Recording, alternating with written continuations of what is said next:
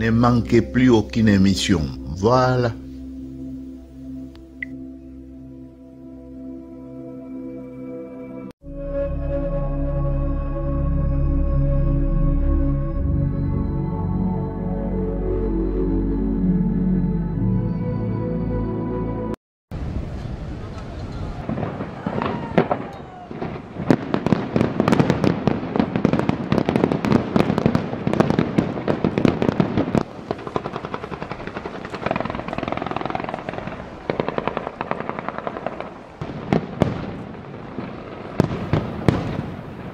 Salut à tous. Nous sommes dans la joie de savoir que de plus en plus vous grossissez la famille Top Chronique TV, votre chaîne sur YouTube. Vous pouvez également participer à nos discussions sur Facebook ou sur Odyssée. On ouvrira d'autres canaux, bien sûr, avec la progression ou la croissance de notre chaîne. Eh bien, cela dit, encore une fois, merci beaucoup et bienvenue dans notre grande famille de Top Chronique TV.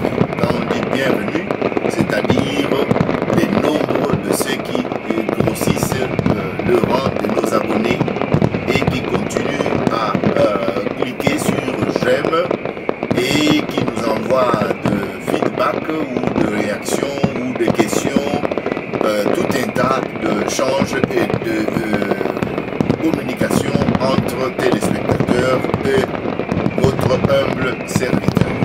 En tout cas, grand merci à tous. Aujourd'hui, je vous réserve la parole. La parole qui ne viendra pas, peut-être pas directement de vous, mais c'est dans la série de ce que nous avons appelé la parole de femme. Parole de femme, aujourd'hui nous allons épingler un tout petit peu ce qu'on peut qualifier conflit de génération. Alors c'est pourquoi je vous annonce ce titre, sa mère avait raison. Chacun a une mère, chacun a eu une mère, chacun ou chacune aura une mère. Mais nous allons précisément épingler les cas d'une fille et de sa mère. Je dis une fille, mais je vis du côté où parfois quand vous croisez la fille et sa mère, vous avez difficile à vous fixer qui est plus âgé de l'autre. Et dans ce cas-ci, le texte va vous donner de précisions que vous attendez. Sans tarder, je m'en vais vous présenter cette histoire. Depuis des lustres, les mêmes batailles entre mère et fille animent les générations successives. Ce sont là de vieilles luttes entre gens de même race. Race, parce qu'on parle de raciste, vous comprenez qu'entre mère et fille, ça peut être aussi qualifié de race. Race de fille, race de mère. Donc, prenez ce terme-là, toujours entre guillemets. Donc, ce sont là de vieilles luttes entre gens de même race. Entre femmes qui se reconnaissent, se jaugent, se jugent, s'apprécient, s'envient, s'aiment et parfois se détestent cordialement. Et parfois se détestent cordialement. Il n'y a pas de honte à se détester entre mère et fille. Oh, je suis informé. Après tout, d'ailleurs, il ne s'agit pas de haine véritable, à de rares exceptions près. C'est un sentiment de compétition plutôt. Ah oui. Est-ce que ça ne peut pas se dire aussi entre père et fils? Voilà, c'est peut-être un sentiment de compétition. Mais compétition avec ses propres enfants, est-ce que c'est pudique de dire ça? Est-ce que... Bon, nous n'allons pas entrer dans les jugements, mais c'est le texte qui vient de nous le dire, mais au féminin. Est-ce qu'on peut extrapoler au masculin? Continuons le texte. D'ailleurs, il ne s'agit pas de haine véritable.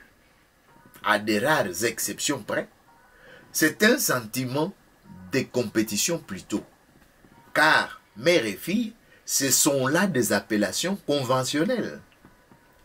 Une mère est avant tout une femme. Hein?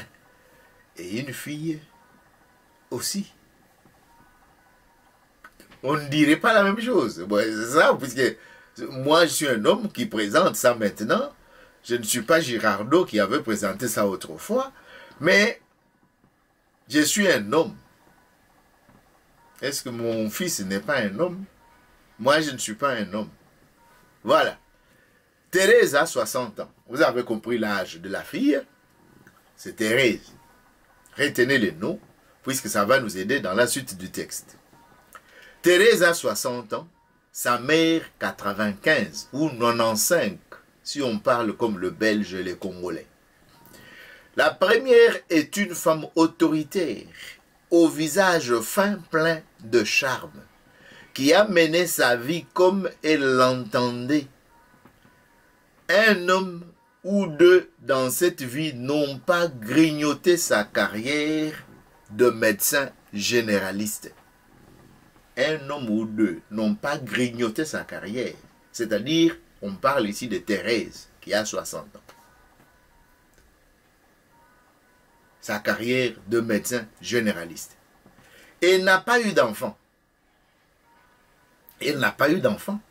Et depuis quelque temps, se surprend à considérer sa mère de 95 ans ou 95 ans comme le bébé qu'elle n'a jamais emmailloté. Donc, elle veut transformer sa mère en la petite fillette ou bébé qu'elle n'a pas eu à emmailloter, à mettre de couches si vous voulez. Cela n'est pas du goût de la vieille dame. Comment tu peux me traiter comme un bébé ou une bébé comme ça? Aussi autoritaire que sa fille, aussi pleine de charme et aussi têtue qu'elle est, elle n'est pas dupe. Elle n'est pas dupe du tout. Que sa fille voudrait psychologiquement ou réellement la ramener au rang de bébé pour prendre soin comme si on prenait soin de bébé. Mais écoutez, cette histoire est intéressante. Hein? En tant que fille et médecin justement, Thérèse s'inquiète un jour de la mine de sa mère qui bougonne. Mais laisse-moi donc tranquille. À mon âge, on a la mine qu'on peut, non? Il reste que quelque chose ne va pas. Et ce quelque chose est facile à deviner. D'autorité donc, la fille fait venir un autre médecin. Et ce dernier conseille un séjour à l'hôpital. La bagarre commence. Mais si le cœur est usé, si le souffle est court et les jambes pas très solides, la tête de cette vieille femme de 95 ans ou 95 ans fonctionne bien chez la mère. Elle fonctionne bien la tête. Hôpital, pas question. Analyse, pas question. Fichez-moi la paix avec toutes ces singeries. Qu'est-ce que vous espérez? Thérèse se fait patiente, hein, comme toutes les femmes devant les caprices de petites filles. Thérèse se fait patiente. Comme si elle s'adressait à un enfant capricieux et fragile que l'on n'ose pas bouger, bousculer. Maman, c'est pour te soulager. C'est pour ton bien. Ah, cette phrase-là, c'est pour ton bien et c'est pour te soulager. Mais soulager de quoi? De mes 95 ans? Laissez-moi rire. Les médecins sont tous les mêmes. Hein? Mais qu'est-ce que vous croyez? Que vous allez me donner un cœur tout neuf et que je vais courir 100 mètres? Ne soyons pas ridicules quand même. Je reste ici, dans mon fauteuil. Et si le bon Dieu me cherche, il sait où me trouver. Moi, je l'attendrai tranquillement, au moins chez moi. C'est bien dit, hein? Vous ne connaissez pas ces vieilles femmes-là. Sa tête fonctionne. Voilà l'une des vieilles guerres qui existent entre la mère et la fille. Les bons dieux. Cette entité invisible qui existe entre la mère et la fille, les bons dieux. Cette entité-là, invisible, qui fait à Thérèse la même impression qu'une image d'épinal poussiéreuse. Sa mère a toujours parlé du bon Dieu comme s'il existait vraiment. Comme s'il était son copain de toujours. Comme si elle avait avec lui le rapport privilégié. Alors qu'elle n'a pas mis les pieds dans une église depuis son mariage. C'est depuis son mariage.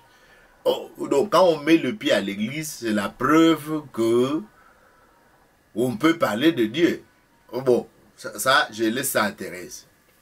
Thérèse est exaspérée par ce recours enfantin au bon Dieu. Suivez bien, puisque généralement on grignote un peu les sujets des religions. C'est le point de vue présenté dans ce texte. Mais ça peut ouvrir aussi un débat à côté. Mais continuons avec ce que nous présentons, la mère et sa fille. Puisque les titres, n'oubliez pas les titres. Sa mère avait raison. Mais comment sa mère avait raison? Vous venez de vivre le premier coup, le premier déboire, le premier choc entre la fille et sa mère. Mais maman, le bon Dieu n'a rien à voir là-dedans.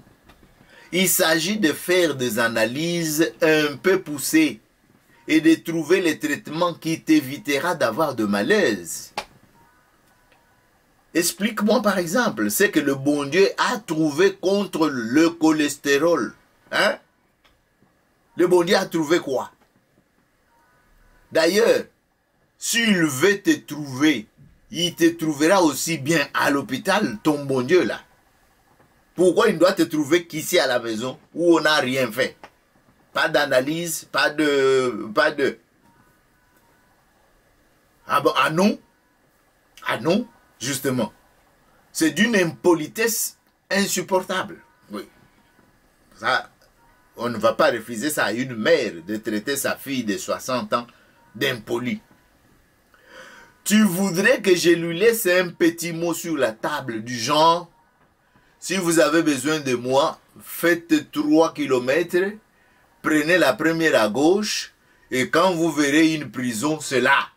Ah, vous avez compris, pour la vieille dame, l'hôpital, c'est une prison. Peut-être prison dorée, comme vous voulez ajouter. Maman, je te jure qu'il n'y a pas de quoi faire de l'humour.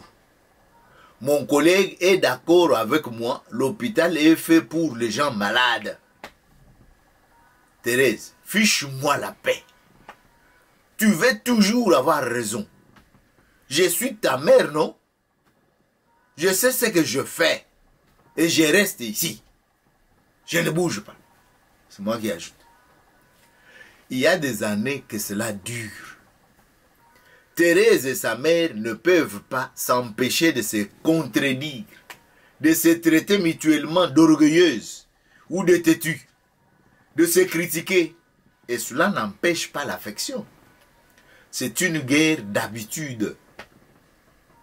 Thérèse reconnaît d'ailleurs volontiers qu'elle est comme sa mère et qu'elle n'est pas question ou qu'il n'est pas question de lui faire changer d'avis. Donc quand Thérèse a un point de vue, c'est comme sa mère. Il est difficile de faire changer d'avis. La vieille dame s'accroche donc à son fauteuil avec entêtement. Et Thérèse menace. Ouais, c'est le rapport. Dans le temps, c'est la mère qui menaçait et maintenant, c'est Thérèse qui menace. Bon, d'accord. Mais au moins, malaise, gare à toi. Donc, mais au moindre malaise, gare à toi. Or, il est là, le malaise. Dès que Thérèse termine la phrase, le malaise est là. Dès le lendemain, Thérèse se débat avec l'ambulance et la réanimation. Sa mère ne peut plus grogner. Elle est inconsciente et ne perçoit même pas l'agitation autour d'elle. La voilà dans un lit, dans une chambre, dans un hôpital, et 24 heures plus tard, elle ouvre un œil sur ce nouvel univers. L'infirmière en entend de belles, et Thérèse aussi. Donc, de cette vieille dame qui se retrouve à l'hôpital contre sa volonté. Et pourtant, on nous dit que par ailleurs, on respecte la volonté du malade. Ici, on n'a pas respecté la volonté du malade, on l'a transporté, manu militari, et elle se retrouve là-bas. Alors, pas moyen de mourir tranquille. Hein? Alors, pas moyen de mourir tranquille. Ça sent les terres ici. Les terres, les produits chimiques là, ça sent, l'hôpital a toujours cette odeur là. Tout le monde sait ça. Hein? Ça sent les terres ici. Qu'est-ce que c'est que ce tuyau? De l'oxygène. Comme si je ne pouvais pas respirer toute seule avec le poumon que le bon Dieu m'a fait. Fichez-moi la paix avec vos piqûres, vous feriez mieux de donner ma chambre à un vrai malade, un jeune qui en a besoin. Et la vieille dame roule des yeux furibonds à chaque visite de sa fille. C'est ce qu'on appelle chez nous couture là. Ah bon, je n'ai pas bien imité ça. Les dames savent bien le faire. Alors, tu as gagné. Tu m'as enfermé ici, mais qu'est-ce que je fais au bon Dieu pour avoir une fille médecin? Donc, qu'est-ce que je fais au bon Dieu pour avoir une fille médecin? Et les médicaments, et les radios, et les analyses, et tous les seins frisquins. Et tous les seins frisquins. Tu crois, hein? Tu veux absolument qu'on me soigne. Tu ne veux pas admettre que je ne suis pas malade, mais vieille tout simplement. Tu veux gérer ma mort à ton idée. Mais maman, tu étais malade. La preuve, c'est que tu vas mieux maintenant. Oui, eh bien, ce n'est pas de ta faute en tout cas. Ne t'imagine pas que tous tes trucs magiques ont servi à quelque chose. Ce n'était pas mon heure. Hein? Si c'était mon heure, je serais parti. Hein? Ce ne sont pas tes trucs-là qui m'ont retenu en vue. Si c'était mon heure, je serais parti. Un point, c'est tout. Tu n'es qu'une prétentieuse, je te l'ai toujours dit. Et toi, et toi, donc la fille répond à sa mère, et toi, une encucunaise, maman, encucunaise. Regardez vos dictionnaires. On te soignera, que tu le veuilles ou non. C'est ce qu'on verra. Donc, Temelouti, entre mère et fille. Le médecin-chef est un peu estomaqué, mais Thérèse la rassure. N'ayez pas peur. Il y a à peu près 50 ans qu'on s'engueule. Il y a à peu près 50 ans qu'on s'engueule. Si elle ne râlait pas, Et si je ne lui répondais pas, je m'inquiéterais et elle aussi. Je sais qu'elle déteste l'hôpital, mais pour l'instant, il n'y a pas autre chose à faire. N'est-ce pas? Non, c'est évident. Et Thérèse peut être rassurée. Son collègue le médecin-chef craint une rechute. Or, ici, on peut l'aider immédiatement. Le matériel est sur place. À domicile, le réanimateur perd du temps. Thérèse rentre donc chez elle et après un baiser maternel sur le front de sa mère, elle ne voit pas le grimace en retour, sinon elle se méfierait.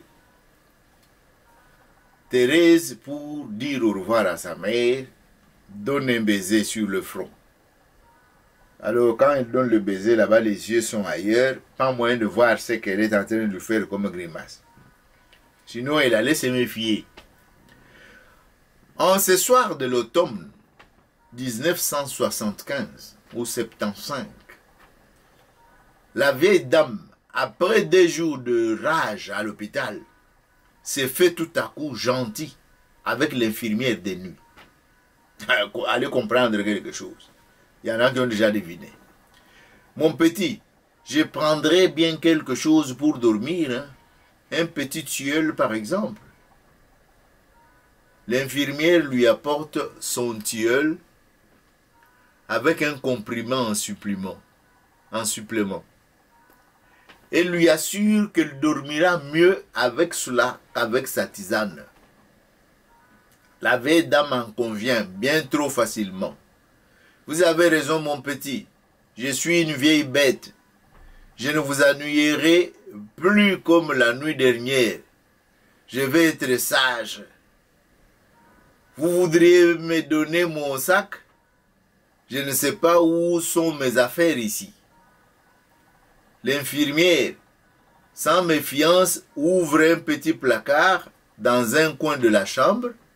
Il y a le vêtement que portait la malade en arrivant et son sac. L'infirmière les lui tend. La vieille dame en sort une boîte de bonbons qu'elle offre avec un sourire. L'infirmière s'en doute, ne se méfie même pas.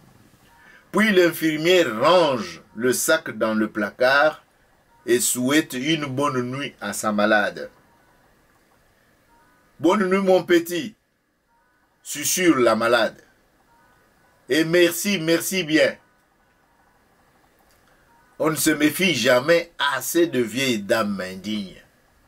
Si elle a réclamé un tilleul, c'est pour faire croire qu'elle dormirait comme un sage. Sachant parfaitement qu'on lui donnerait un somnifère, elle a fait semblant de l'avaler, bien entendu. De même, si elle a demandé son sac, ce n'est pas pour le bonbon, mais pour s'assurer que ses vêtements sont bien là, à portée de main, car on ne s'évade pas d'un hôpital en chemise de nuit. Ça ne se fait pas. Il faut pouvoir passer devant la réception avec l'air d'une visiteuse attardée qui demande d'un air perdu. La sortie, s'il vous plaît. Ah, c'est là, merci. J'étais égaré dans tout ce couloir. Cette visite à ma vieille amie de la chambre 43, la sienne, m'a bouleversé. La pauvre est bien fatiguée. Hein? Enfin, au revoir mon petit, merci.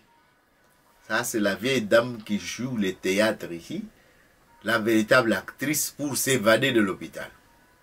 Et hop, à 95 ans, elle a réussi son évasion. Oh, le vieille dame et le vieux monsieur, quand ils veulent réussir ça à cet âge-là, c'est l'expérience de la vie. Hein?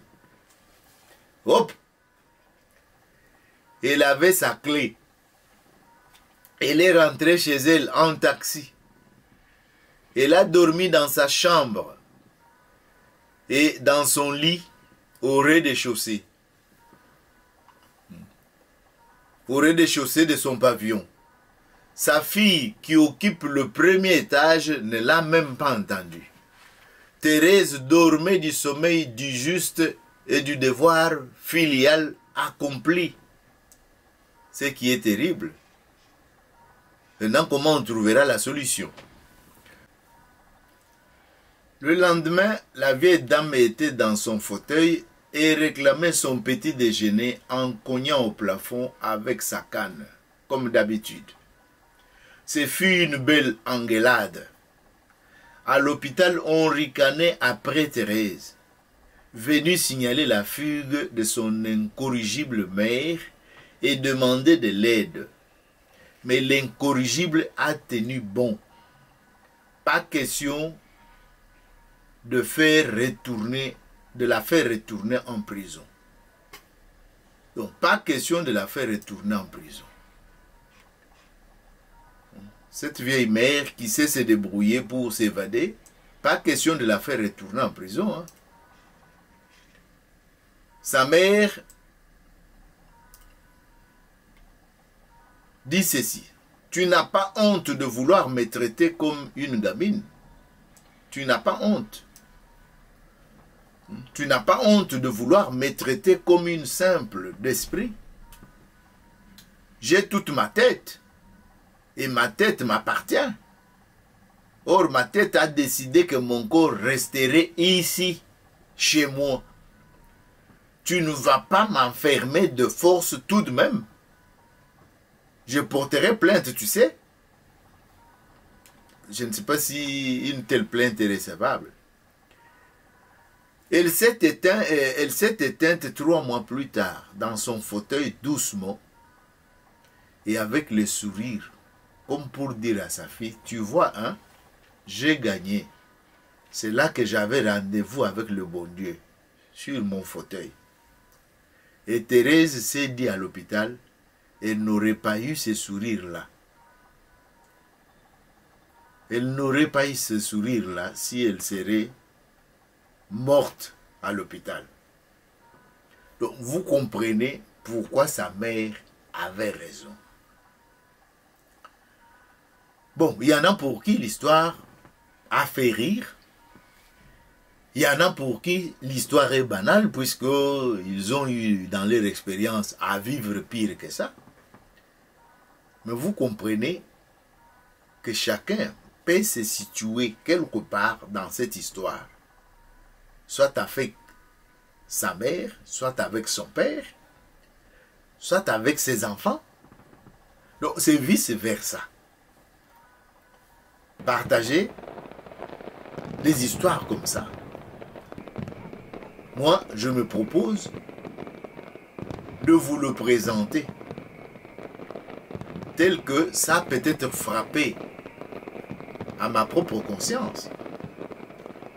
Peut-être que ça peut apporter un plus à quelqu'un qui est peut-être dans une certaine confusion ou dans les tourbillons où il n'arrive pas à comprendre ce qui lui arrive.